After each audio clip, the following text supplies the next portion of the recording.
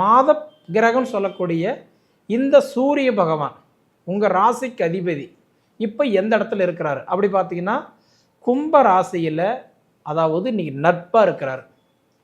சனி பகவானோட சேர்ந்து இன்னைக்கு நட்பாக இருக்கிறார். அப்படி இருக்கக்கூடிய இந்த காலகட்டத்தில் பார்த்தீங்கன்னா இன்னைக்குன்றது உங்களுடைய ராசிக்கு அதிபதின்னு சொல்லக்கூடிய ஒரு 7ஆம் இடத்துல இருக்கிறார். 7ஆம் இடம் அப்படின்னு சொல்கிறது மாங்கலி ஸ்தானத்தில் உட்காந்துருக்கிறார். அப்போ மாத கிரகம் சொல்லக்கூடிய இந்த சூரிய பகவான் 7ஆம் இடத்துல போய் இன்றைக்கி வந்து மாங்கல்ய யோகத்தில் போய் உட்காந்துருக்கிறார். அப்படின்னா சிம்ம ராசியில் பிறந்தவங்களுக்கு, அதாவது திருமணம் தடையாக இருந்துகிட்டு இருக்கிறவங்களுக்கெல்லாம் பார்த்திங்கன்னா இந்த மாதம் மார்ச் மாதம் 15ஆம் தேதி வரைக்கும் பார்த்திங்கன்னா அவர் வந்து உட்காந்துருக்கிற இடம் வந்து 7ஆம் இடம். 7ஆம் இடம் வந்து கலஸ்தர ஸ்தானம். 8ஆம் இடத்துக்கு போயிட்டார் அப்படின்னா ஆயுளுக்கு, ஹெல்த்துக்கு சப்போர்ட் பண்ணுறாரு.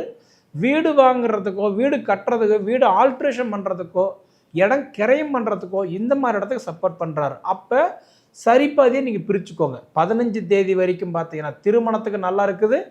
15 தேதிக்கு மேலே பார்த்தீங்கன்னா வீட்டுக்கு, ஒரு நம்ம ஹெல்த்துக்கு, உடல் உபாதைகளுக்கு நல்லா இருக்குது. சரிங்களா?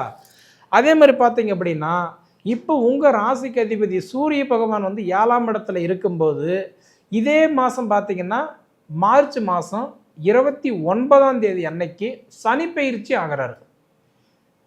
அப்போ சனி பயிற்சி ஆகும்போது என்ன பண்ணுறாரு, கிட்டத்தட்ட 2.5 வருட காலமாக கும்பராசியில் இருந்து வந்த இந்த சனி பகவான் உங்களுக்கு எந்த பாதிப்பு இல்லாமல் இருந்தார்.